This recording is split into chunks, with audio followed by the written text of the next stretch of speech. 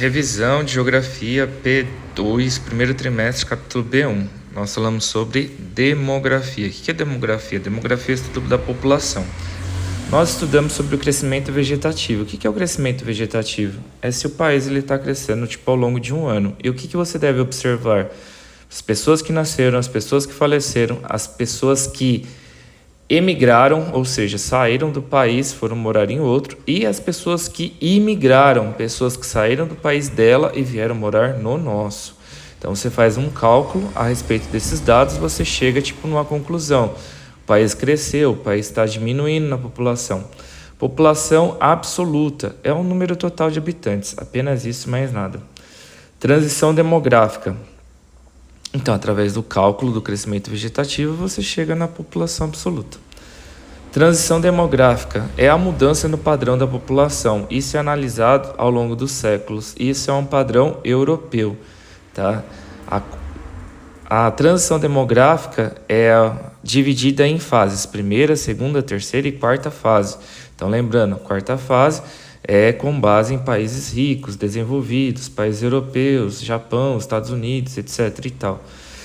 Então vamos lá. A transição demográfica ela é 4 fases, porém eu vou resumir em 3 para você entender um pouquinho melhor. A primeira fase, lá por volta do ano de 1800, tá? 1900, nós temos aqui um baixo crescimento populacional. Por quê? Por mais que as famílias tivessem muitos filhos, as pessoas tinham uma baixa expectativa de vida, elas faleciam muito rápido, porque o acesso à saúde era extremamente escasso. Também o mundo passou por várias epidemias, um exemplo aí, de séculos anteriores, a peste negra, que acabou, matando 1/3 da população europeia, ou seja, 30% da população da Europa faleceu por conta da peste negra. Então nós temos um baixo crescimento populacional. Depois nós temos a época do baby boom. Então o baby boom também chamado de explosão demográfica, quando a população ela cresceu de uma forma gigantesca, até que a China aplica a política do filho único para tentar diminuir a sua população. E por que isso acontece? Melhorias na saúde, então hospitais melhores, médicos melhores, vacinas melhores, medicamentos melhores, recursos melhores. E também as famílias continuavam a ter muitos filhos, então nós temos uma explosão demográfica, só avó, bisavó, principalmente bisavó, 12 filhos, 8 filhos, então muitas pessoas. E a quarta fase é também chamada de conclusão demográfica, onde nós temos um envelhecimento populacional, porque as famílias optam por ter menos filhos, movimento feminista, então as mulheres elas deixam de ser do lar, as mulheres são protagonistas, vão estudar, vão trabalhar, donas de si mesmas, e as mulheres elas optam por casar mais tarde, não com 15 anos igual sua bisavó, então as mulheres elas ocupam um papel diferente na sociedade. E também os avanços medicinais, laqueadura, vasectomia, pílula anticoncepcional, isso faz com que as famílias tenham menos filhos. E essa saúde também faz com que as pessoas vivam mais, tá? A expectativa de vida aumenta. E isso acaba ocasionando um envelhecimento populacional, tá? Então, o envelhecimento populacional é quando a estrutura envelhece. Tá? As crianças se tornam adolescentes adultos, adultos idosos e idosos vivendo cada vez mais, sem que haja uma reposição. Lembrando, sua bisavó tinha 10, 12, agora sua mãe tem 1, 2 no máximo. Então, a estrutura está envelhecendo sem que haja uma reposição. Consequência do envelhecimento populacional. A principal consequência é a redução do número de trabalhadores.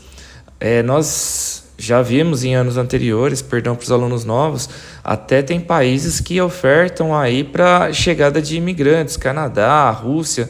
Na Rússia, se você tem um filho, eles te dão uma bolsa de R$25 mil. Então, para que serve isso? Para incentivar as famílias a ter mais filhos, porque está diminuindo o número de trabalhadores.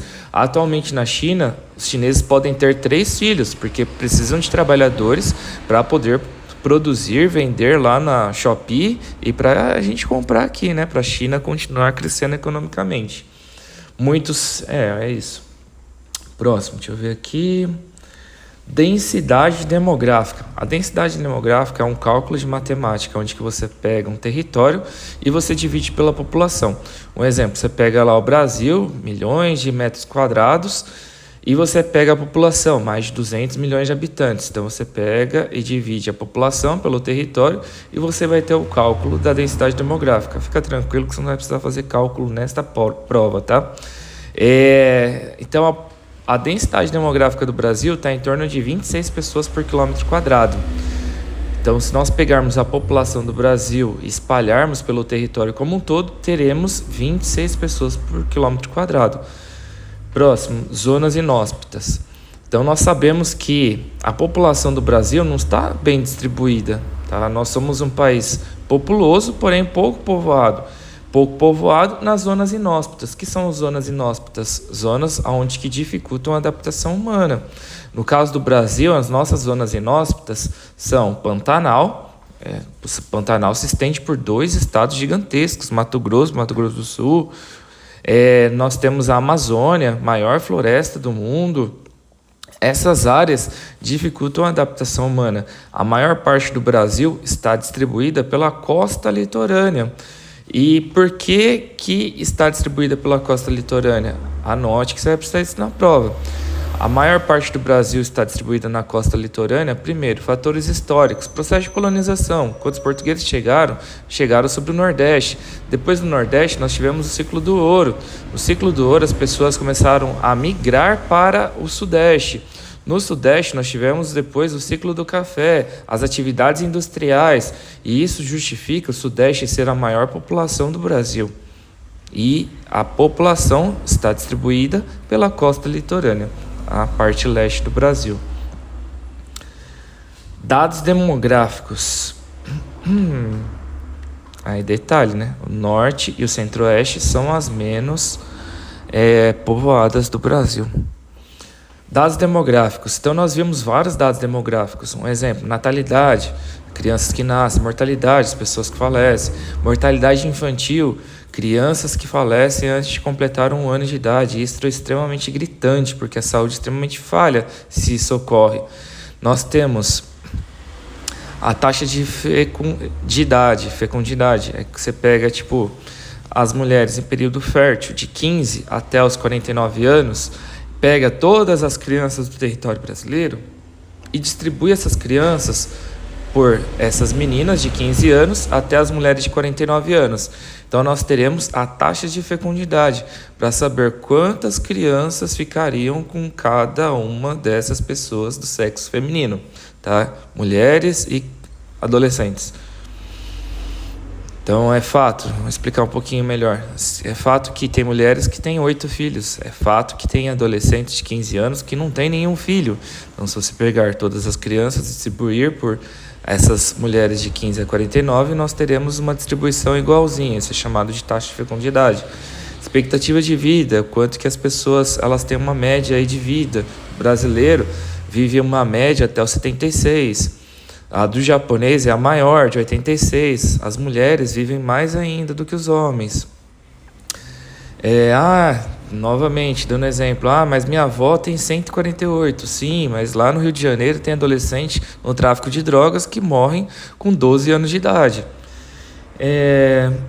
Populoso e povoado. Populoso é o Brasil. Somos a 7ª maior população do mundo. Porém, não somos povoados, porque a maior parte do Brasil está sobre a costa litorânea. Então, o Brasil está mal distribuído populacionalmente. Nossa densidade demográfica é muito baixa, 26 pessoas por quilômetro quadrado. Então, o Brasil é um país populoso, porém pouco povoado. Acho que é só, tá? Finalizando por aqui a nossa revisão, então. Deixa eu ver se tem mais alguma coisa aqui. Acho que eu falei sobre tudo. Uma consequência do envelhecimento que você pode colocar aí também é políticas voltadas a essa faixa idosa. Então, o que o Brasil tem feito? Aumentado o número da aposentadoria, já que as pessoas têm vivido mais. Porque assim as pessoas contribuem mais com os impostos para poder pagar sua aposentadoria. Então, essa é uma consequência. Acho que é só. Hospitais para as pessoas idosas, plano de saúde para o idoso é muito mais caro do que para você adolescente.